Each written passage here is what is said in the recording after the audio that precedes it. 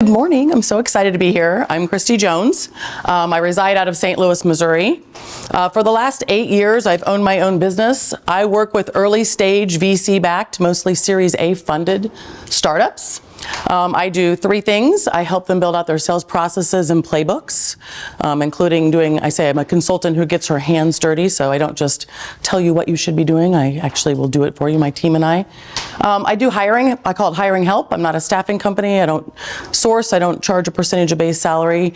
But a lot of my tech founders, those of you in the room who are in the sales arena, I say buyer beware. You all are professional interviewees, so they don't always know what they're getting or what they should be getting. And then from time to time, I also do some fractional sales leadership. I recently wrote a book that's going to be coming out in August. You all are going to get copies, called Selling Your Way In, the playbook for setting your income and owning your life. So I'm super excited about that. So I'm really excited to be here with you all today. Let's get started. Are we ready, team? Okay.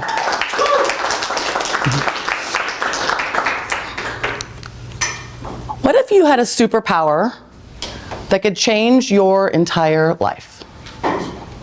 You do. And so do I. In December of 2015, my boss, the VP of Sales, flew into St. Louis. I was super excited about his visit. He'd never met the team that I had built from scratch. He'd never been to the St. Louis office, and I couldn't wait for him to arrive. He let me know that his plane was running a little late and asked if I could stay at the office to wait for him. And he arrived a little after 6. And as we settled into my office, he shared the following. The company's going to be going through some restructuring. And as a result, the SDR team that you've built from scratch and been leading is going to be moving from under the sales umbrella to join the marketing team. Perfect, I thought. This is actually where I think it belongs and where I want it to be. He continued. And since the marketing team is out of Phoenix, we're actually going to be disbanding the team here in St. Louis and rebuilding it in Arizona. Some of your team members will be able to interview for other jobs. Some of them will have to let go. And at the end of the transition, you will no longer have a job. Wow, I thought to myself, this was actually my idea. I've been talking to the CMO for weeks about doing this. In fact, he'd asked me to join the marketing team weekly meetings, which I had been doing, to ensure that the SDR team and the marketing team were better aligned. As I brought my body back into room, he was continuing talking. And he said, we think it's going to take 3 months to rebuild the team in Arizona. And we'd like you to stay on for the next 3 months as we transition. We'll go ahead and pay you your regular salary and bonuses. And if you're still here at the end of 3 months, we'll give you 3 months severance. Took everything I had not to cry in front of him. And then he asked me what I thought. And to my amazement, I didn't tell him actually what I was thinking, including the expletives that had come to mind. I told him I was going to need to process what he'd said. And he said to me, you have until I get back on a plane tomorrow night to give me your decision. And first thing in the morning, I'll be meeting with your team to tell them what's going on and spread the news. After a sleepless night, I returned to the office the next morning and let him know that I would take him up on his offer to be a team player. What happened next is how I learned about a superpower I didn't know I had, and how I leveraged that superpower into the life that I lead today through unleashing my full potential. Immediately after he got on a plane and went back to San Francisco, a bunch of really interesting things happened, all tied to one man. His name is Dean Pichet. And Dean was the owner of the first SaaS company that I'd ever worked for. Our parting after 10 years of working together wasn't as smooth as either of us had liked. But a few months after I had left, we got together and we had a beer and put our relationship back together, because I thought it was the right thing to do. I reached out to Dean and told him about my professional situation. And he said there were a couple people that he thought he should introduce me to that he thought might be able to help. Little did I know that those two introductions were going to be a chain reaction of dominoes falling that I did not see coming. The first introduction was to a man named John True. John is a general partner at the largest VC firm in Missouri. I met him for breakfast. I told him that I was looking for a sales leadership position. I preferred to stay in the startup space. And I was hoping that he would be able just to keep his eyes open for me if he heard of anything. He said we'd be happy to do that. And as we left the restaurant that morning, I thought, I've just added a contact to my network. Little did I know at that point how important John would become to me personally and professionally over the next few years. The second introduction that Dean made was to a husband and wife team who ran a SaaS fintech company. They were looking for a VP of sales. I thought this was going to be perfect. And we were in the throes of interviewing when John True called me. Said they just invested in a cybersecurity SaaS company, and the founder needed to build out a sales team from scratch. And he wondered if I would be willing to talk to him and give him some advice about doing so. Of course, I said. It's the right thing to do. I met with the cybersecurity founder and gave him 90 minutes worth of my best advice. He filled many pages in his notebook. I told him all the things I thought he needed to do to be successful and to take that good VC money he'd just gotten and put it to good use. And as we were packing up and leaving the coffee shop, he said to me, "Thank you so much. I really appreciate all the information that you've just shared. Unfortunately, I'm not capable of doing just about anything you recommended that I should do. Who do you think could help me?" Before I could stop myself, the words were out of my mouth. "I can." I was like, what am I thinking? This is not what I'm looking to do. But I thought, maybe a little side hustle and a little extra cash wouldn't be the worst thing this time of year. So a few days after that, a man named David Friedman called me out of the blue. David had been a channel partner at Dean's company that I'd worked for 10 years. So we'd had a 10-year relationship. He asked if I could have lunch. I told him, sure. I've got 30 minutes for everyone. About 10 minutes into the lunch, after doing our catch up, I said to David, come on, I've known you a long time. What the hell am I doing here? And he said, well, business hasn't been good. In fact, for the last 2 years, business hasn't been profitable. And I'm not really sure what's wrong. I said, okay, how can I help? He said, I don't know, but would you be willing to look around and see if you could see anything? Of course, I said. After a 10-year relationship with David, I felt like that was just the right thing to do. I met with him as accounting person that weekend, and right away, there were some obvious things. He was overpaying the sales team, sorry, salespeople. They were evergreen. There was a lot of reasons why the profit was down, payroll to ratio was out of whack. So I gave him some suggestions about that. At the same time, I shared with him what was going on with me professionally, because I hadn't done so at lunch. And he said, hey, well, would you like to come in and give 4 hours of sales training to my sales team? Absolutely, I said. He's like, paid, of course. I'm like, well, of course. So a week or so later, I gave 4 hours of sales training to the sales team on an afternoon. And he was walking to me to the door. He asked if I would do the same for the customer success team. You know my answer. A few days after that, I received another call from David. And he said the following. This is what you should be doing, and I want to help you start a consulting business. David, what are you talking about?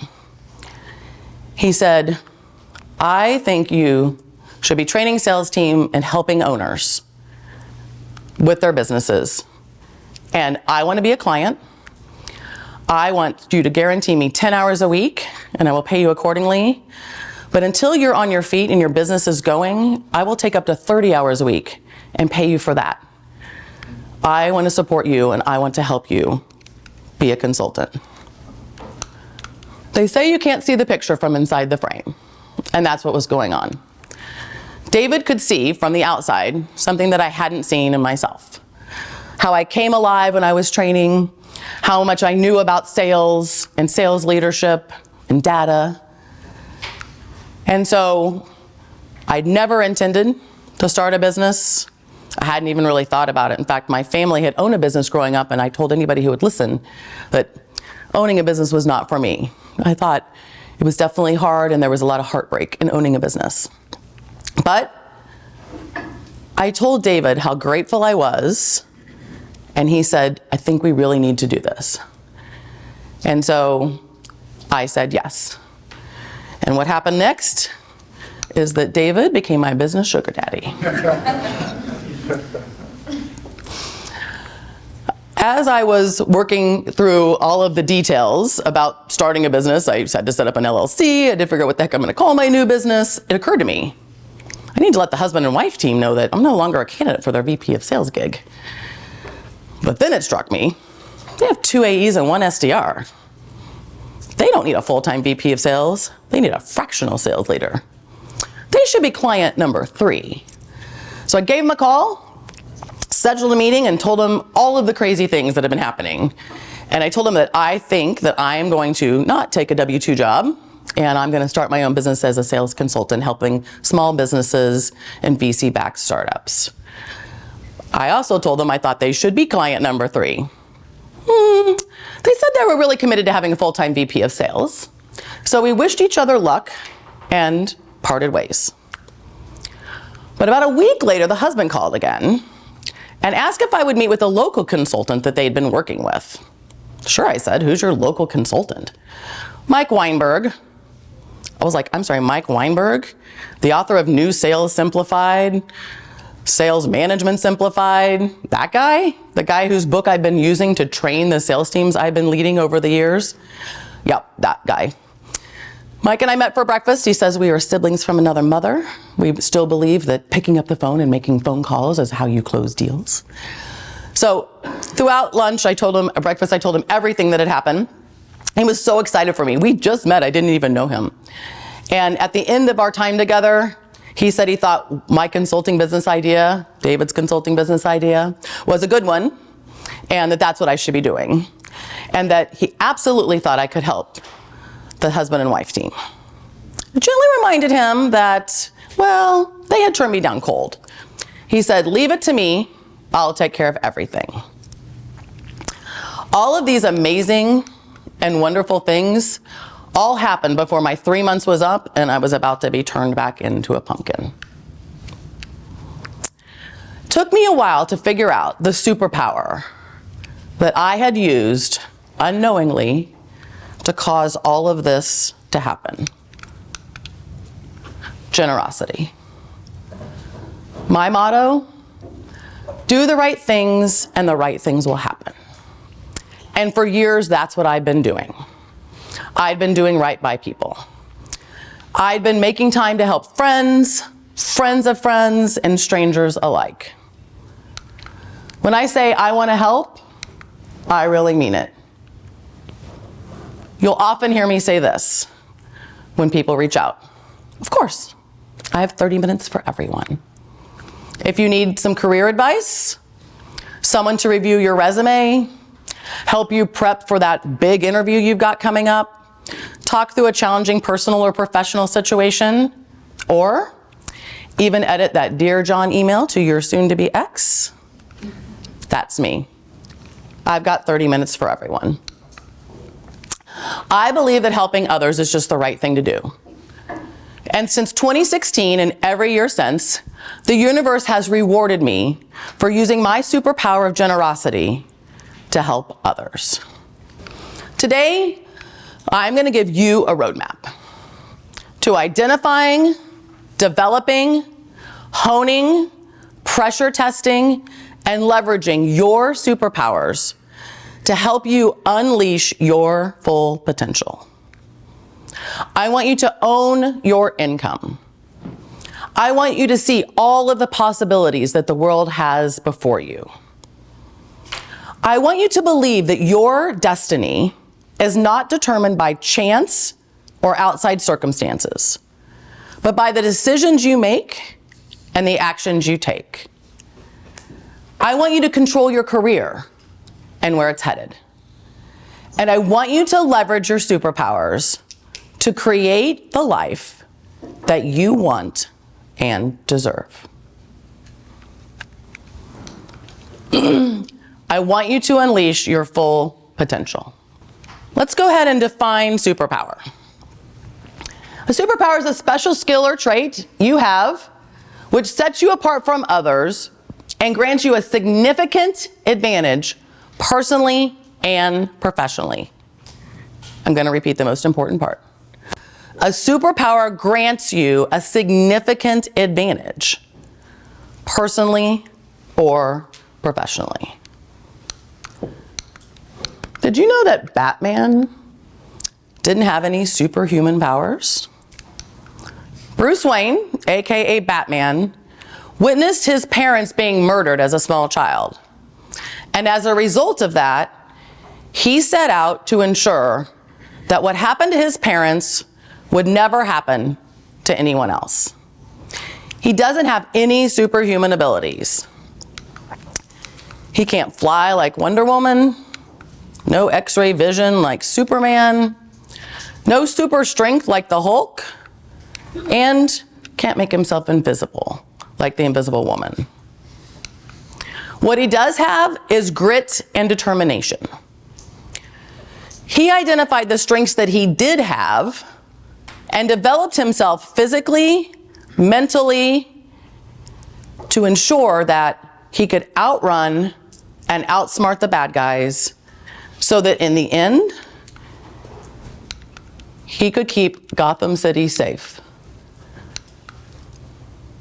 So he identified, developed, honed, and pressure tested the strengths that he did have. And today, Gotham City is safe. You, too, were not born with any superhuman powers.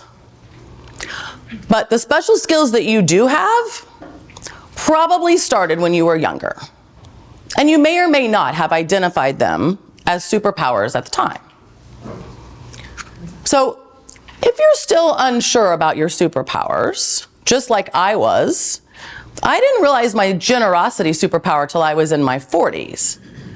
But when I think back on it now, I realize that my friends would regularly reach out to me. They needed some advice or a shoulder to cry on.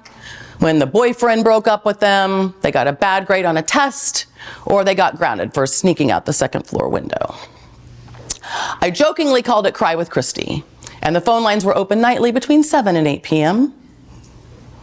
Even back then, I made time to help those in my life. So if you're still unsure about your superpowers, I want to help you identify them right here and right now. So I want you to ask yourself the following questions. So a superpower, first and foremost, is something that gives you a significant advantage and something you can have complete confidence in. So let's ask yourself the questions that are popping up here on the screen. And by the way, if you don't have your PI, you might want to track that down because that could be helpful to you.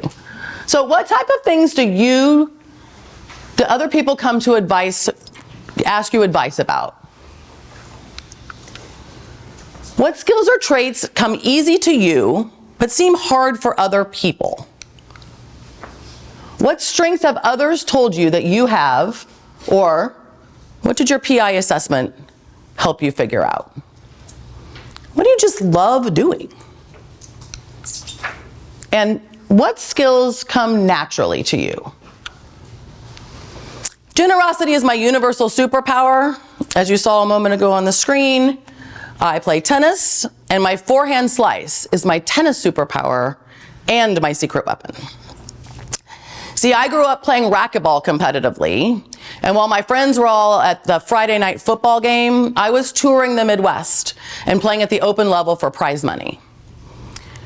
So a few years ago, when I was 29, I decided I wanted to pick up tennis instead. And so I joined some group lessons at the local club near me. And after a few weeks, the instructor pulled me aside. And she said the following: "For a beginning tennis player, you've got a pretty nice slice forehand there."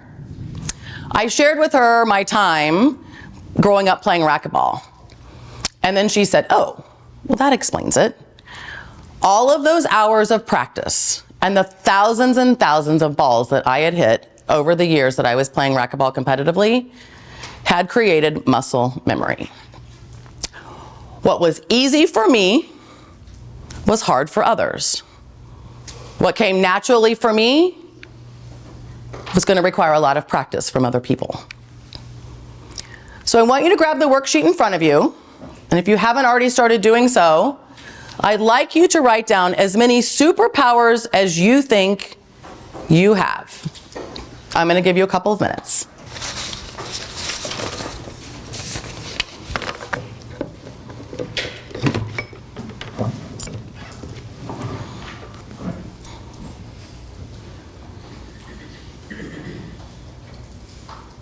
Who would be brave enough to share a superpower?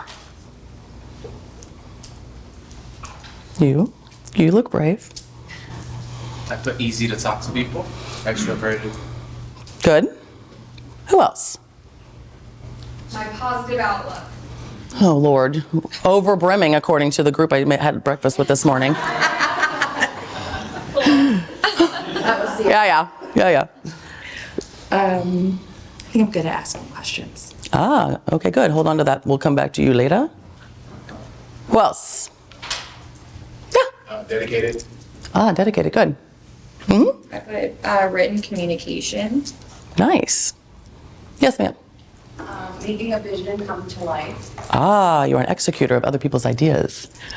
That is a superpower. Okay, great. So now that you've identified your superpowers, I want you to think about how they must have developed over time.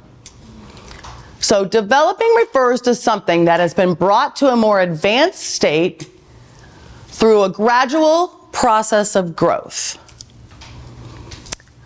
So I've been playing tennis for 20 years now, and my forehand slice is definitely gradually improved over time.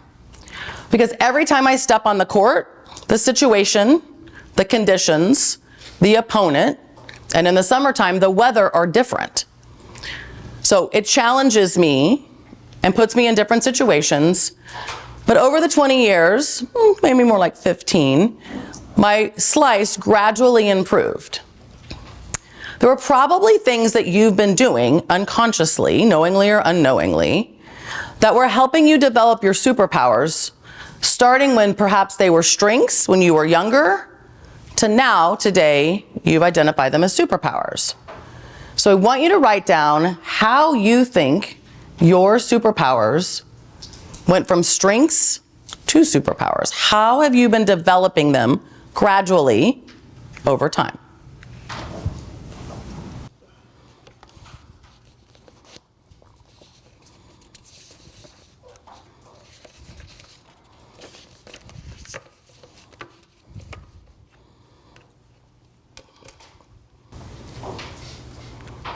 Who would like to share how they think their superpower has been developing over the years?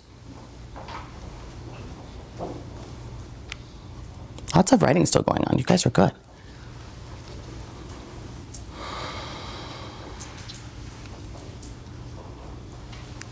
Who thinks they have a clue as to how they got from strength to superpower? I can go, Kristie. Yes, ma'am. One of my other superpowers I put down is vulnerability. So I'm going to use that superpower while telling you about my other superpower, positive outlook. My sister grew up being bullied all the time, and I think having just someone who goes through that mental turmoil in my life from such a young age taught me that compassion, and I always had to be that positive person in her life. So in turn, it kind of slowly but surely it just manifested itself into positive Polly all the time. And then I think going alongside of that, I've always had a lot of empathy for other people, and with that, I've been able to just practice gratitude and recognize all the things that I'm grateful for and thankful for, and that I'm not guaranteed all of these luxuries that I have. And so with that mindset, again, kind of stems that positive outlook. So just little by little, every day, having that gratitude and being that positive person for my family member, I feel like has put me into the positive Polly I am today. Awesome. I know that you're a Brene Brown fan. I think we've talked about this.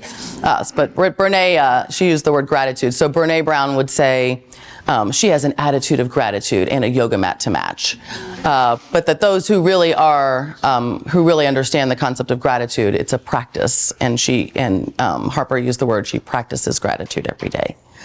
Who else thinks they've nailed? Yes. Yes, go ahead. I don't know if I've nailed it. Well, I mean, I'm sure that you did. Kind of what Harper said reminded me. I think one of my superpowers I wrote down was resilience. And I, in Harper's story, was the sister. So like, I think ever since I was a kid, I had a complicated childhood, complicated relationship with my family, and I found myself in situations where either who I was threatened, or I was hurt, or somebody I loved was hurt. And so I think by necessity, I had to keep finding ways to survive. And then I think from then on, the resilience and like just kept getting stronger. And then so that helped me like in work situations and like things that happened later on in life. And I think that survival instinct just developed into some sort of resilience and threat. How many of you have a superpower that you've written down that is a result of something negative that happened earlier in your life? Yeah. I think this is a common theme. We've heard it twice now, but I'm not surprised. A lot of times your superpower comes out of necessity, not out of something that you made a conscious decision about, right? It was a survival technique, something like that. How about one more person who'd like to tell us how you, yes? So one of my superpowers is being adaptable. And it's kind of stemmed over my adulthood and shifting from being like super type A to type B, because I used to live so much in the past being type A, wanting everything to be perfect, living in like the past and living in the future. And now that I've become more type B, flexible, easygoing, and like being present, it's just allowed me to be more responsive in situations and handle things better, and just kind of let go of this idea of like what perfection should be and how everything should play out. So it's kind of allowed me to be more present. Are you willing to share the trigger event? I think it's just like a lot of things. I kind of always was just fixated on how things should be, and it would cause me a lot of anxiety if things didn't play out as planned. And it's now becoming like more type B and like letting go of all that. I've just come adaptable to the situation as it is.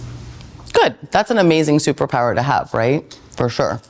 Yeah, perfectionism, again, back to my great friend Brene Brown. Perfectionism, she says, is a disease, right? So great is the enemy of good. All right. So now that we know how we got to where we're at, let's talk about honing our superpower. Honing refers to something that has been refined, perfected, or sharpened as a result of deliberate effort and practice. You developed your superpower probably a little unconsciously and probably just organically and in the moment. But I want you to take it to the next level, because honing is where we really are going to have to give some effort. Over the years, my slice forehand did improve gradually as a result of me just playing. But one day I decided that I wanted to make that slice really nasty. Like I wanted it to hit the court and veer off to the right so that my opponent thought they were in the right position and then realized they were nowhere near the ball. So I made a deliberate decision one summer in between my USTA seasons to hire a coach and make it super nasty. So every week that summer, I spent 1 hour with my coach and 2 to 3 hours at the wall. The wall was a 2-story brick side of a building at the middle school near my house.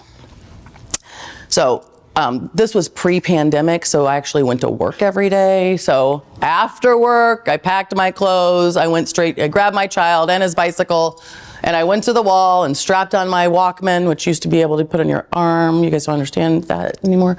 But I would spend 30 to 45 minutes because I already had the muscle memory, right? That came naturally to me. So I didn't have to create that. But I needed to change my stroke just enough to make my slice super, super nasty. And so 2 to 3 hours a week, 45 minutes, about 5 days a week, and an hour with my coach is what I committed to doing in order to honing that slice so that it would be super, super nasty. So I want you to be real honest with yourself right now. And you can pretend in a few minutes to like that you're writing, but you may or may not be writing. Because not everybody in the room is going to be willing to get committed to honing your superpower. Because it's going to take time and work and effort. As I sometimes affectionately say, instead of watching The Bachelor, you might have to read a business book. Like, you're going to have to give up something that you probably enjoy doing in order to committing to honing your superpower. So I want you to take a few minutes, in just a minute. You mentioned your superpower was asking questions. So let's talk about that. So if your superpower is asking questions, and let's say, for instance, you're in a quota carrying role, and for us, we might call this discovery. I bet those of you in a quota carrying role are pretty good about getting pain problems out of people. So that would be how your questioning has developed over the years. But honing it would indicate that when you came off some of those questioning or discovery calls, that you also understood in a quantifiable way the impact those problems were having on the business financially. And I mean dollars and cents, right? So I often walk in to clients' offices and see that they have problems listed in their CRM system, right? They have their call notes in there, they've got their problems. But it's very rare when I see someone who says, and their problem is a $1.2 million problem. And my solution is $100,000. Isn't that going to make it much easier to close deals? What if your superpower is handling objections? So I teach, we handle objections by asking questions to seek to better understand. So that would mean that I would hope that no one in the room is trying to talk your way out of an objection, which is defensive and ineffective. But instead, every time you hear an objection, just like the muscle memory that I developed on the racquetball court, you've created mental memory. Meaning when you hear objection 1, you already have 2 to 3 questions at the ready to seek to better understand. Okay? And for those of you in the room who are not in a quota carrying role, can I see those hands? Non-quota carrying folks? Okay, look around the room. Those are your internal customers. You have external customers as well. How are you going to use your superpowers to make them raving fans? Okay? So get real honest with yourself, because I want you to write 2 things down if you're going to be willing to play. 1, how you will go about practicing, honing, making it exponentially better than it is today. And then I want you to write a number down. And that number is going to represent the amount of time that you're willing to spend every week dedicated to honing your superpower. Ready, set, go.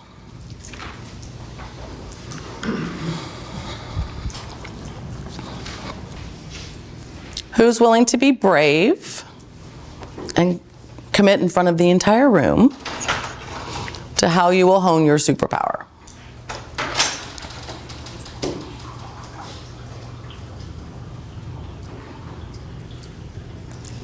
Yes, thank you. So to be better at asking questions, I want to spend more time understanding like various projects and initiatives. So I like to make glance at a project Slack or like read through a PRD pretty quickly. I want to commit myself to spending more time in there so that I can understand more and I can ask better questions that help like prepare my teams for what's coming up. Okay. Is there anybody that can help you do this, or are you on your own? Yeah, I can lean on people on my team. Okay. Okay. Yeah. I think role play, right? When questioning is your superpower, role play where you don't always know what the answer is going to be and then you have to think on your feet. This is what really I think will hone some of that superpower, is putting yourself in a situation. The reason I chose the wall instead of the backboard on the tennis courts at my high school, because the brick was imperfect and unpredictable, right? Which means the ball didn't come back at me the same way every time. So instead of the ball coming back to me exactly the same way off the backboard at the high school, I chose the wall intentionally because it was going to be harder, right? Because that's what life is like. Life has cracks and imperfection and is unpredictable. So if you're going to work on honing something, you might as well practice the hard things. That's going to make the easy things just that much better for you. Anybody else like to share? Yeah. I'll just build on my superpower of being adaptable. Trying to meditate for 30 minutes a day. Okay. To let go of the things I can't control. Nice. Just, the one thing I can control is my breath and just get grounded and centered. And yeah, it helps me in stressful work situations that don't go as planned, or just gets me back to like a clear head. Good. It sounds like you've already committed to doing this. Ish? 2 days a week right now. Okay. What number did you write down on your piece of paper for this? I wrote 4 hours. Wow. Good. So every day, Nice. 20 minutes roughly. Good. Anyone else? Okay. This is a harder one, right? Okay. So now that you have honed your superpower, you need to pressure test it. So pressure testing is a rigorous process designed to assess something's resilience. So after 3 months, I knew that my sliced forehand was definitely nastier than it had been in May. But what I didn't know is how it was going to stand up under the most stressful conditions. That would be Sunday USTA match, when my team needed to win 3 of 5 courts, and I was the last one standing. And we had won 2 courts and lost 2 courts. And my team needed my court for us to win the match and beat the opposing team. On top of that, if I really wanted to pressure test my nasty slice, I was gonna have to get really brave, because I was going to have to put it in play when I was down 1-5 in a 3rd set tiebreak. Because then and only then would I know that I could count on it under the worst conditions.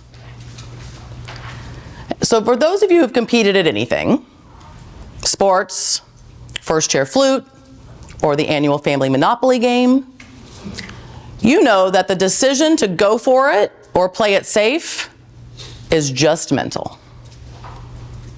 And the only thing that's really on the line is your ego. So I want you to think about, these are probably going to be situations, perhaps, by the way, that happened in the past.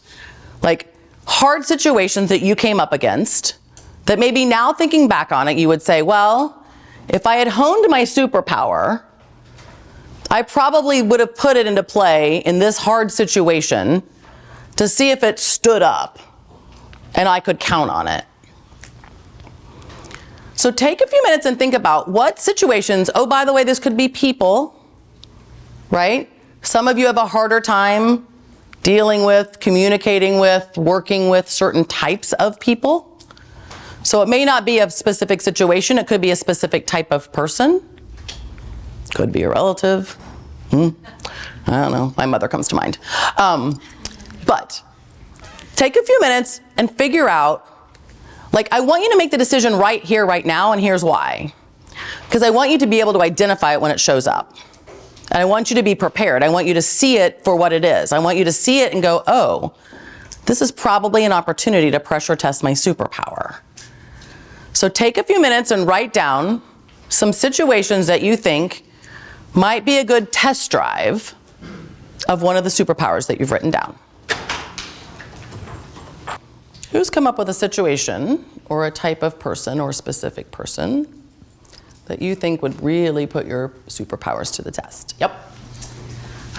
So going with the question asking theme, my dad's a very anxious person, and it can be frustrating when I think something is like very straightforward, and he has like a very like what I sometimes think is like an irrational response to it. I want to get better at understanding where the anxiety is coming from and finding the right questions to ask him that can open up a conversation so that like I can better understand him and what I can do to help make his anxiety less. That's good. I can take your superpower and supersize your superpower for just a second.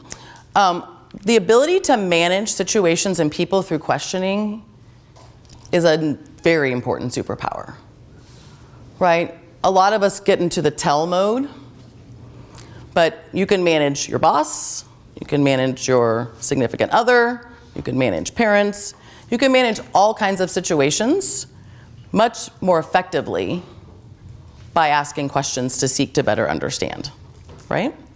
Good. Who else knows how they're going to put their superpowers to the test?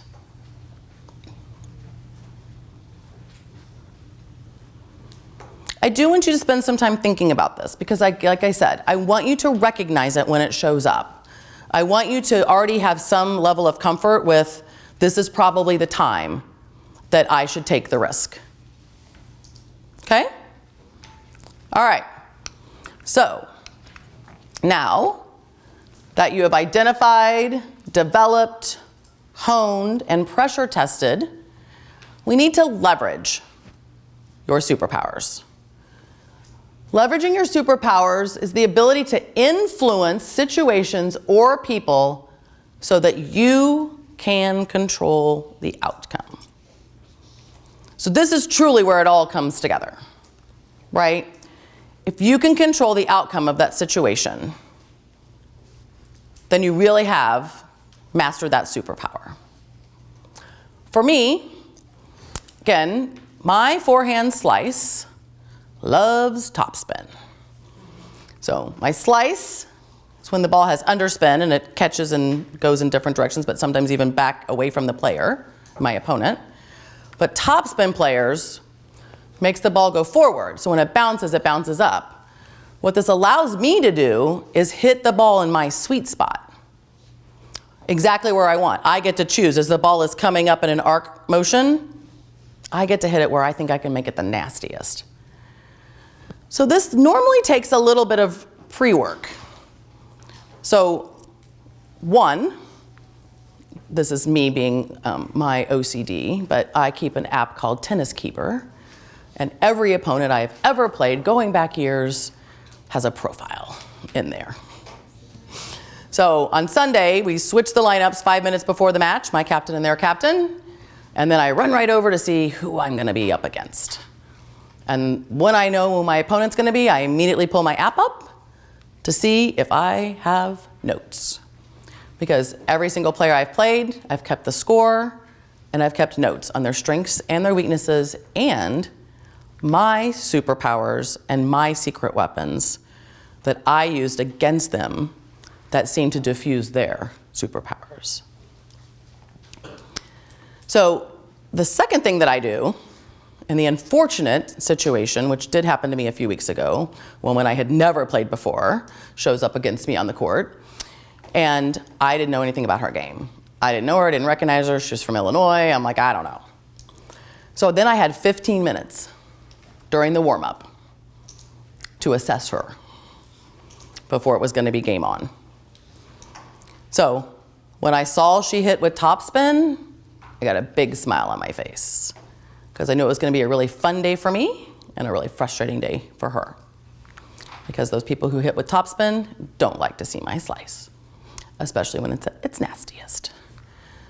So now I want you to think about situations where you already are going to go in confident.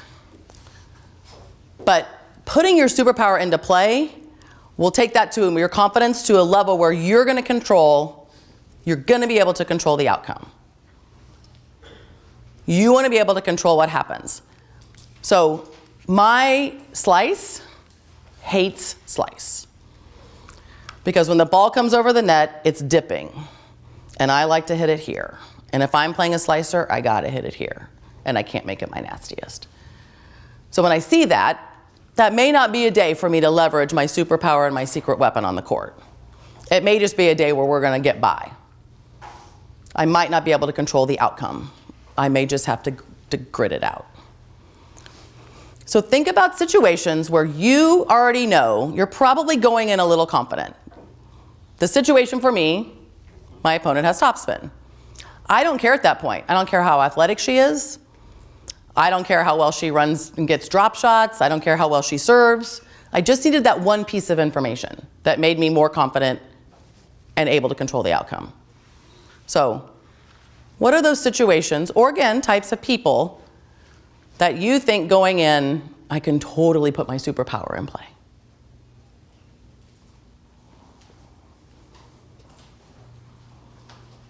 Who thinks they have a situation or a person or type of person that will bring a big smile to your face when you come up against it?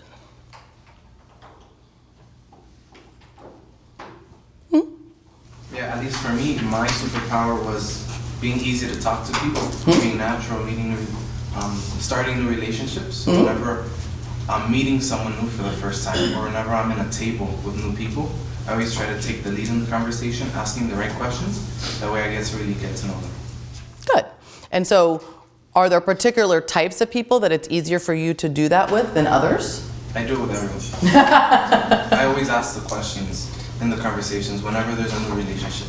So it's easier for them to open up as well. Okay. Do you find there that sometimes there are people who aren't as open to being open as you would like? That makes it more fun. You love the challenge. Nice. You've made it a game. All right, who else? Who else thinks that they know when they can control the outcome? What situations are perfect for that?